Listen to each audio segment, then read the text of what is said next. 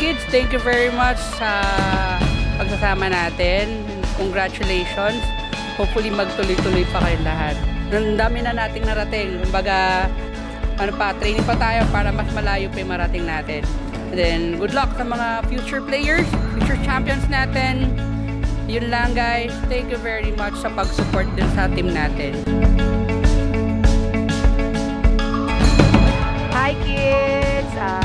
Thank you so much sa inyong time, inyong effort na natapos niyo itong summer training natin. And I hope to see you sa mga training pa natin para sa this coming mga district palaro hanggang palarong pambansa. Okay? God bless and continue to be a good boy and good girl.